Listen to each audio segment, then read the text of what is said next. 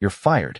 The words cracked through the glass-walled conference room so sharply that even the hum of the air conditioning seemed to stop for a moment. No one moved. No one spoke. And no one noticed that the quiet janitor standing beside the design table had just looked at a mistake worth nearly $200 million. What happened next would leave one of the most powerful CEOs in Chicago wishing she could take those words back. The headquarters of Kensington Dynamics occupied 32 floors of polished steel and reflective glass overlooking the Chicago River. On the 27th floor, sunlight poured through floor-to-ceiling windows, painting long streaks of gold across the conference room carpet. Executives filled the room. Engineers sat along one side of the table. Investors occupied the other. At the center stood Claire Kensington, the company's CEO. At 36, Claire had built a reputation that stretched far beyond Illinois. Financial magazines called her brilliant. Competitors called her ruthless. Employees simply called her demanding. This morning mattered more than any other in recent memory. A revolutionary industrial design was about to be presented to one of the largest manufacturing groups in North America.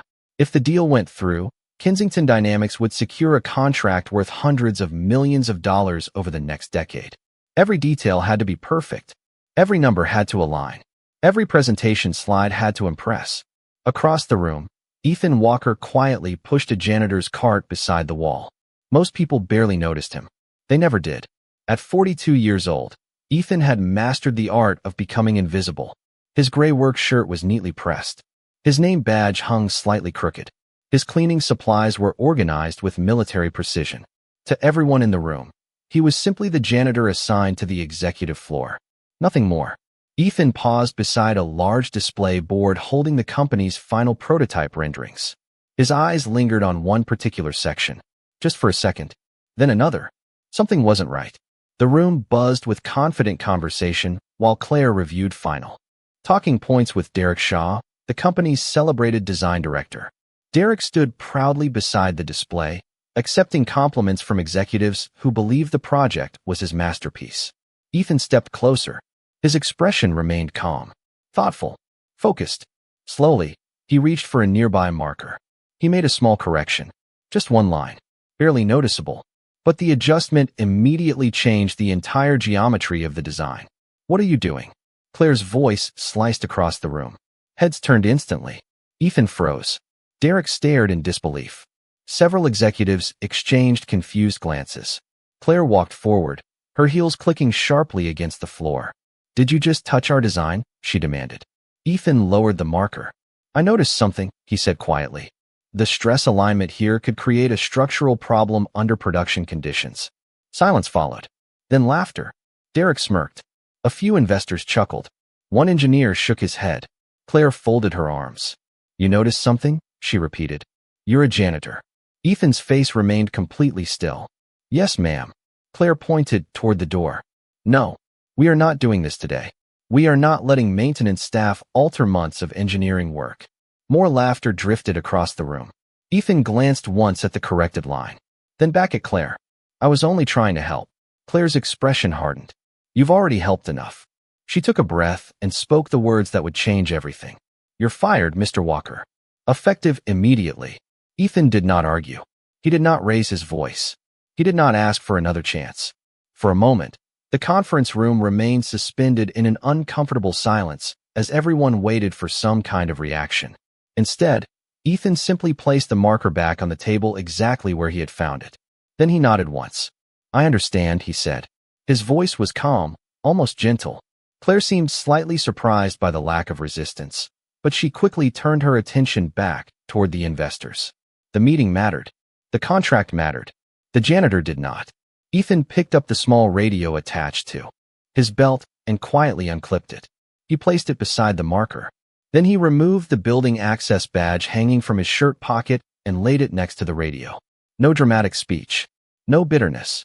No complaints. Just quiet acceptance. Around the room, whispers began to spread. Some employees looked uncomfortable. Others avoided eye contact entirely. A few exchanged amused smiles, convinced they had just witnessed a maintenance worker forgetting his place. Derek Shaw adjusted his expensive suit jacket and shook his head with a smirk. "Unbelievable," he muttered. "Everybody thinks they are an engineer these days." A few nervous laughs followed. Ethan heard them, but he did not react. He gently pushed his cleaning cart toward the door. The wheels rolled softly across the carpet. As he passed the display board, his eyes lingered on the design for one brief second. Not with anger, not with resentment, something closer to disappointment. Then he continued walking. Behind him, Claire was already addressing the room again. "Now, where were we?" she said confidently. The presentation resumed. Conversations restarted. The room moved on. At least that was what everyone believed. Ethan stepped into the executive hallway. The glass doors closed behind him with a soft click. Suddenly, the noise disappeared. The hallway felt different, quieter. The sunlight spilling through the windows reflected off polished marble floors. Far below, Chicago traffic crawled through the afternoon rush. Ethan stopped beside the window for a moment and looked out across the skyline. His reflection stared back at him, older than he remembered, more tired than he liked to admit. He reached into his wallet and pulled out a small photograph. A smiling 9-year-old girl with bright blue eyes stood beside a birthday cake covered in pink frosting. Lily, his daughter. The picture had softened around the edges after years of being carried everywhere. Ethan smiled faintly. "Looks like I will be home early today, kiddo," he whispered. He slid the photograph back into his wallet and continued toward the service elevator. Down on the first floor, employees hurried through the lobby carrying laptops, coffee cups, and folders. Nobody noticed the janitor leaving with a cardboard box containing a coffee mug, a folded sweater, and a framed drawing Lily had made for him months earlier.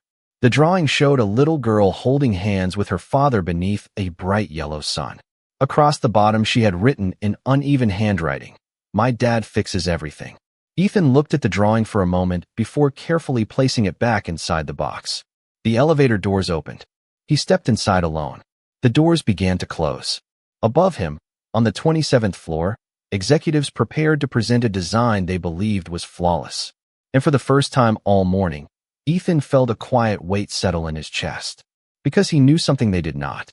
The line he had corrected was not a suggestion. It was a warning. Back on the 27th floor, confidence filled the conference room once again. Claire stood at the front beside a massive digital display while representatives from Titan Manufacturing reviewed the final proposal. The atmosphere had shifted from tension to anticipation.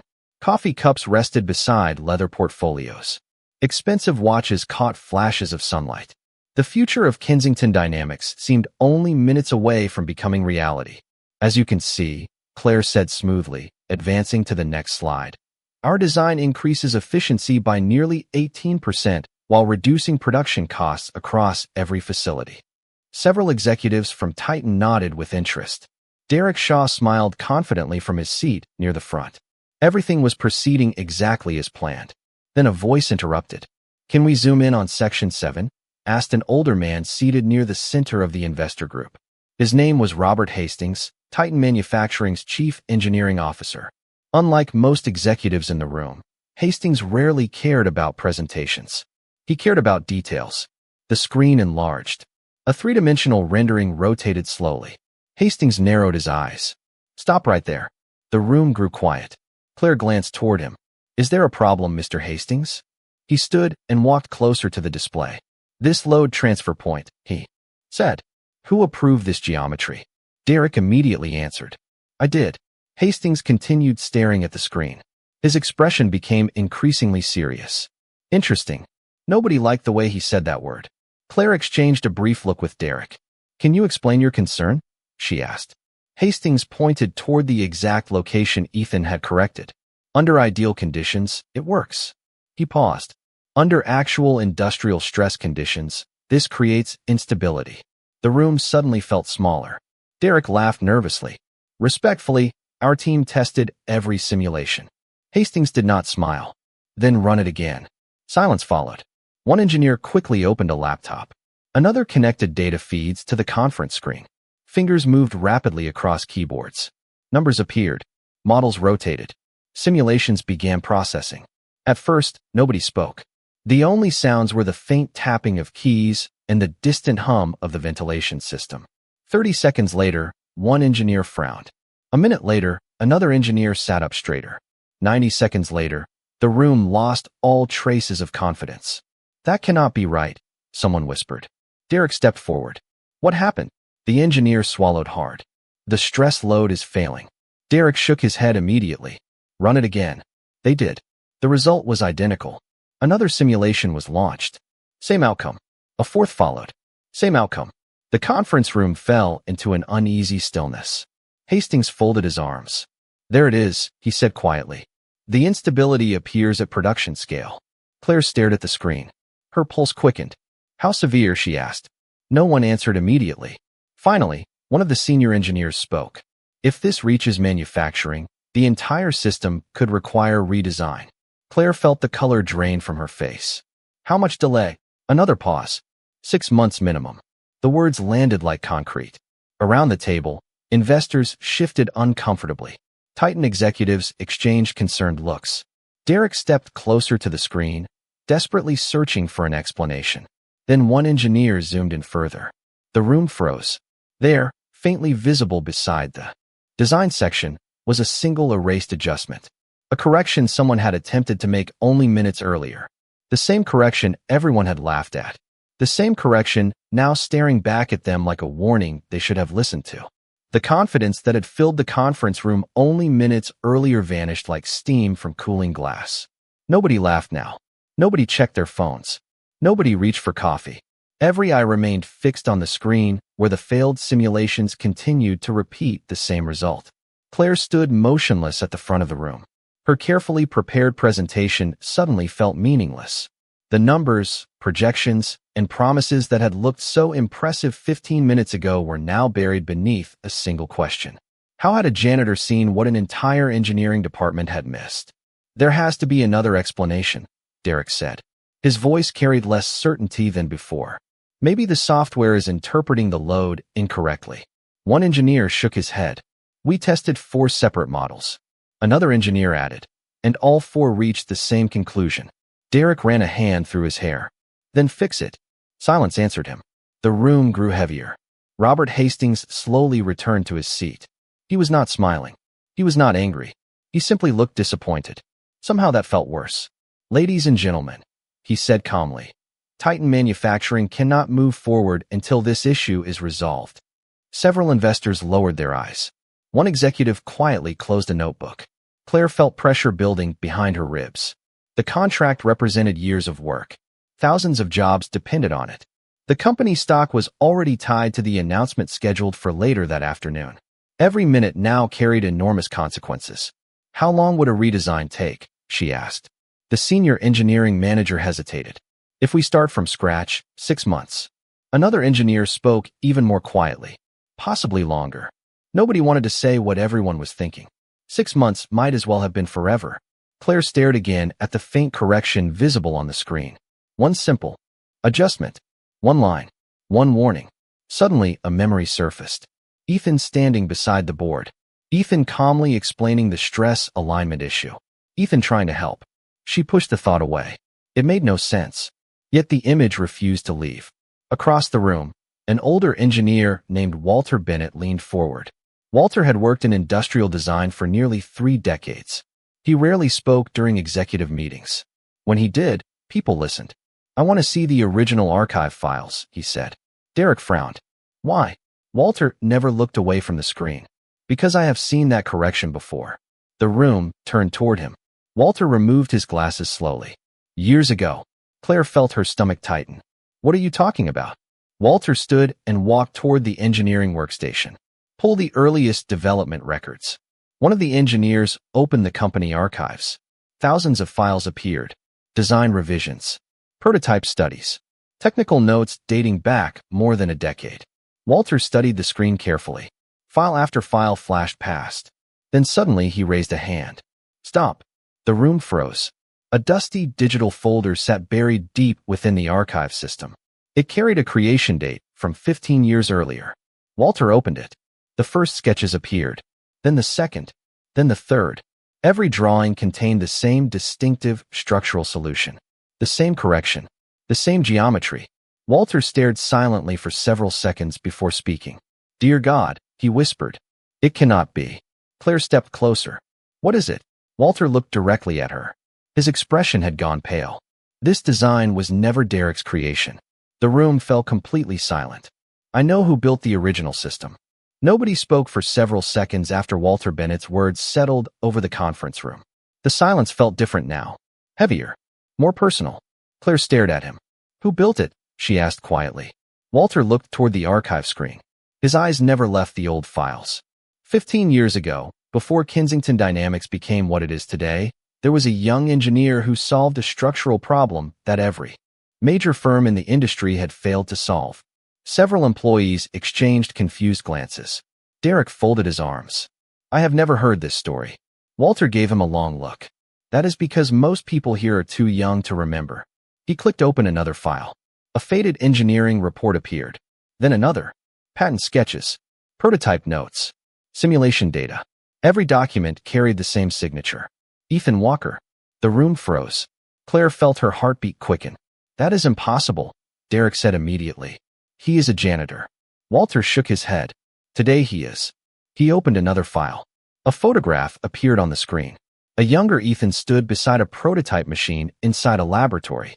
He looked confident, focused, respected. Around him stood engineers, investors, and executives.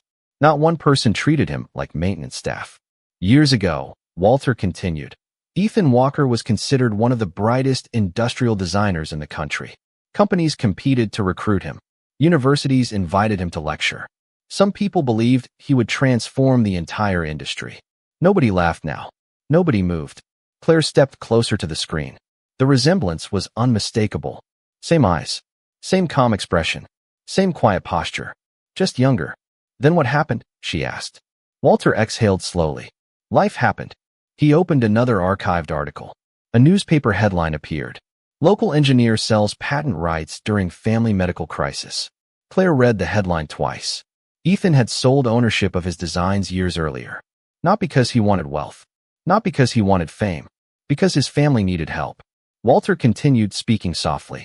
His wife became seriously ill. Medical bills piled up. He sold everything he could. Patents. Royalties. Future ownership. Eventually he disappeared from the industry. Claire felt something tighten inside her chest. She remembered Ethan standing quietly beside the display board.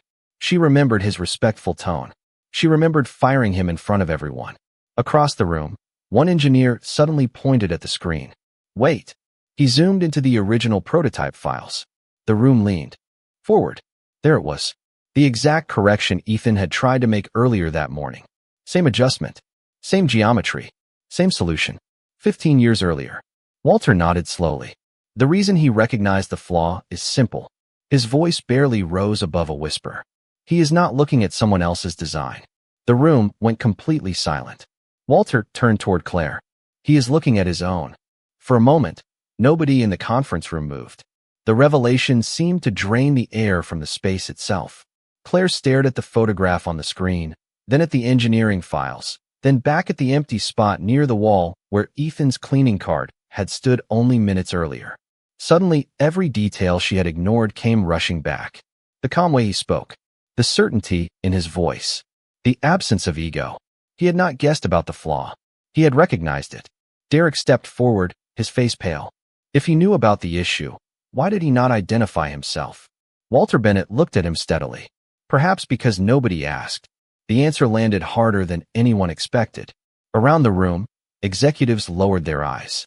Engineers exchanged uncomfortable glances. The truth was becoming impossible to ignore. Ethan had walked among them every day. He had cleaned their offices, emptied their trash cans, and polished the glass walls surrounding their meetings. Yet not one person had bothered to learn who he was. Claire felt heat rise into her face. She had built an entire career on reading people, understanding talent, and making difficult decisions. Yet somehow she had dismissed the one person who understood the company's most important design better than anyone else in the building. Her phone vibrated. Another message from the finance department. Then another. News of the delayed contract was already spreading. Investors were asking questions. Analysts were requesting statements. Every minute increased the risk. Claire took a deep breath. Where is he? Nobody answered immediately. Then a receptionist quietly spoke from the back of the room. I saw him leave the building about 10 minutes ago. Claire checked the time. 10 minutes. That was all.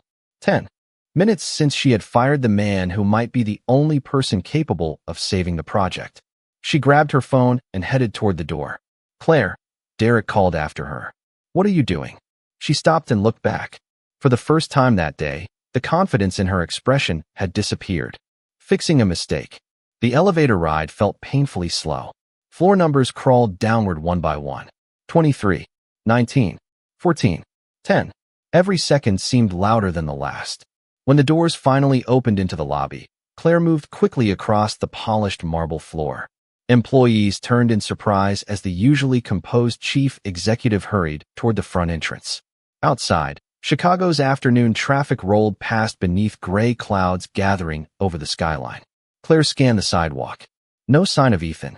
She looked toward the parking structure across the street. Then she saw him. Ethan Walker stood beside an aging blue pickup truck, carefully placing a cardboard box onto the passenger seat. The framed drawing from Lily rested on top. He moved slowly, thoughtfully, like a man accepting yet another unexpected turn in life. Claire crossed the street as fast as she could. Ethan closed the truck door and turned. Their eyes met. Neither spoke at first. The city noise faded into the background. Claire suddenly realized she had rehearsed countless business presentations in her life, but she had no idea how to begin this conversation. Because for the first time since becoming chief executive officer, she was not approaching someone beneath her position. She was approaching someone she had profoundly underestimated. Claire stopped a few feet from the truck. The cool Chicago wind tugged lightly at her hair, while traffic rolled steadily through the intersection behind them. Ethan waited quietly. He did not look angry. That somehow made everything harder. Claire opened her mouth, then closed it again.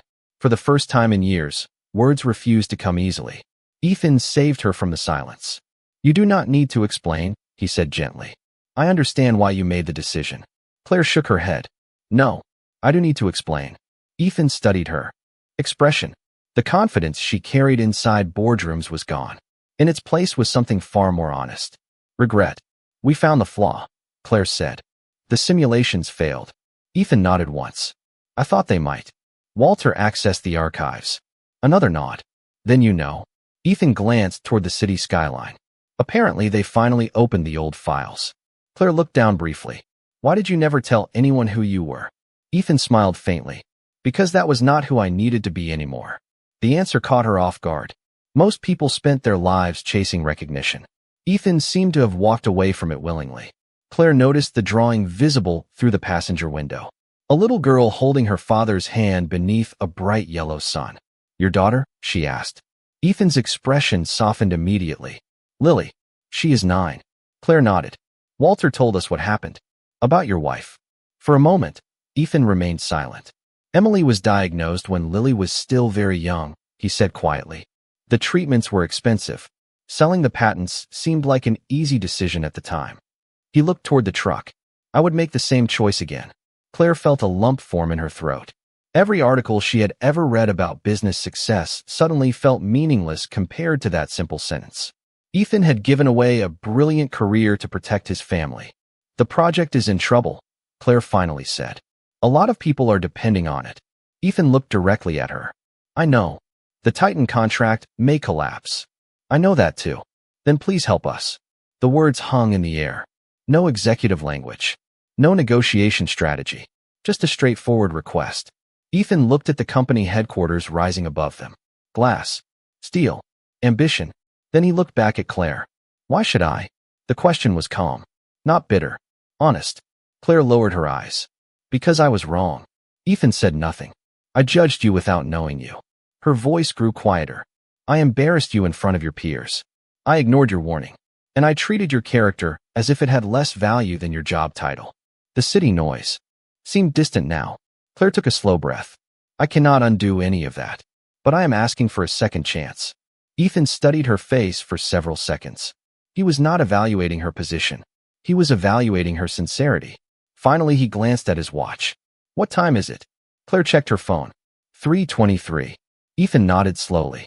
Lily gets out of school at 4. Claire's expression fell. Then Ethan continued. That gives us 37 minutes. For the first time all afternoon, a spark of hope appeared in her eyes. Ethan closed the truck door, picked up the cardboard box again, and smiled softly. Let us go save your company. The return to Kensington dynamics felt completely different from Ethan's departure less than half an hour earlier. Employees who had barely noticed him before now watched in stunned silence as he stepped back into the building beside Claire Kensington. Whispers followed them across the lobby. Questions spread through every floor. Nobody understood why the chief executive officer had personally brought back the man she had fired. Ethan ignored the attention. He always had. The elevator climbed toward the 27th floor while Claire reviewed updates arriving on her phone. The situation had worsened. Titan manufacturing executives were preparing to leave. Investors were requesting emergency meetings. News of the delayed announcement had already begun circulating through industry networks. Every passing minute increased the pressure. When the elevator doors opened, the conference room looked nothing like it had earlier that afternoon. The confidence was gone. Engineers surrounded laptops.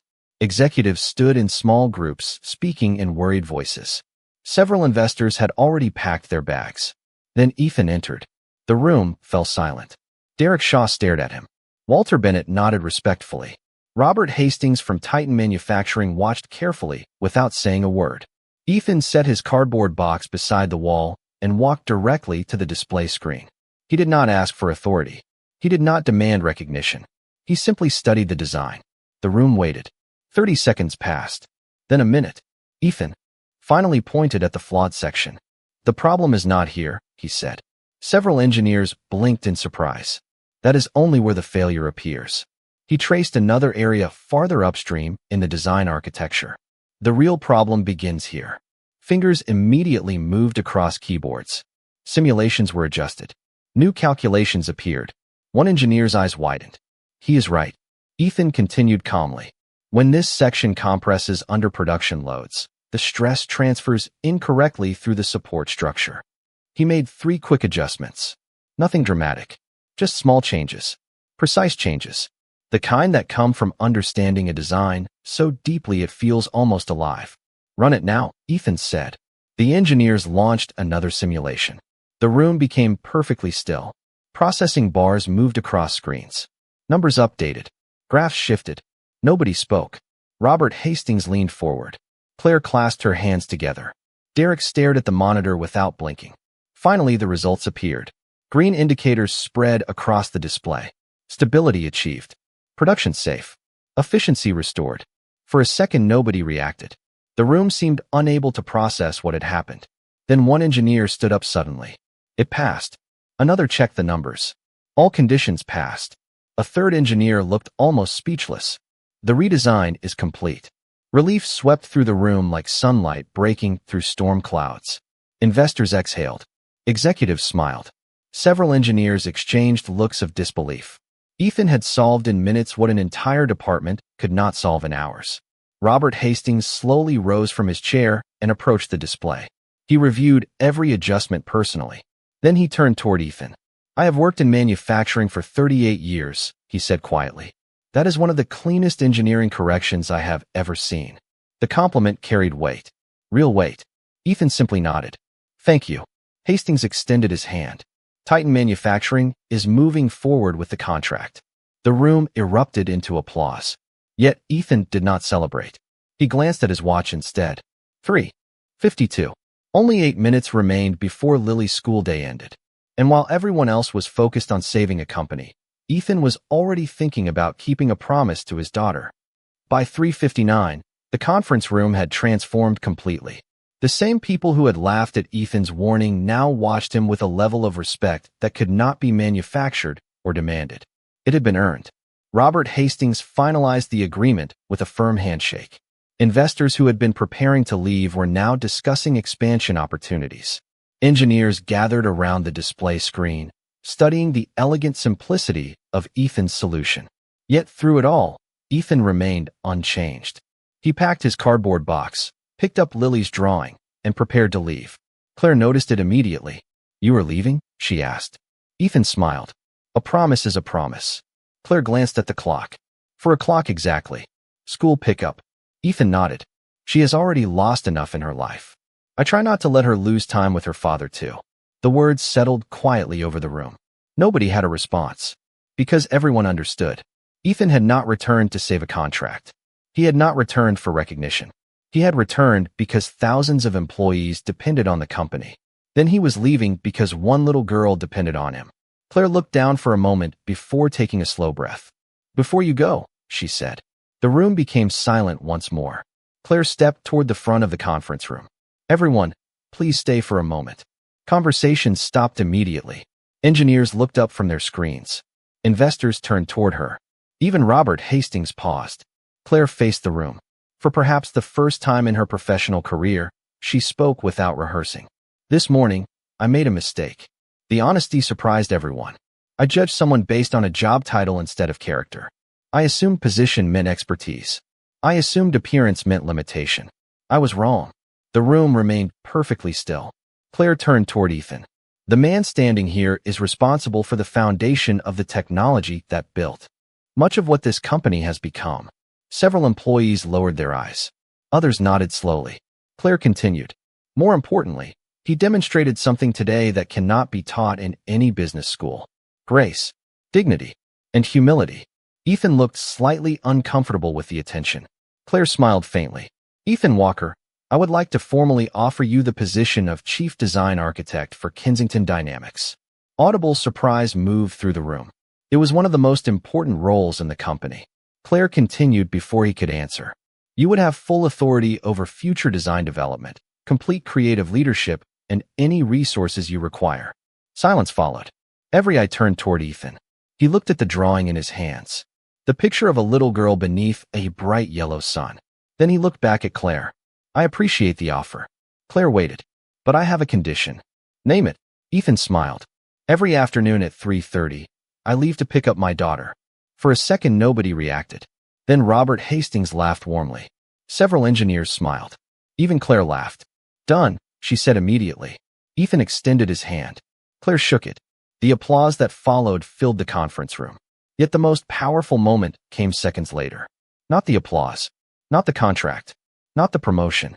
It happened as Ethan walked toward the elevator carrying the same cardboard box he had carried when he was fired. The difference was that now every employee standing along the hallway stepped aside. Not because they were told to, not because they had to, but because respect had finally arrived. And as the elevator doors closed, Ethan glanced once more at Lily's drawing. "My dad fixes everything." For the first time in many years, the words felt less like a child's wish and more like the simple truth.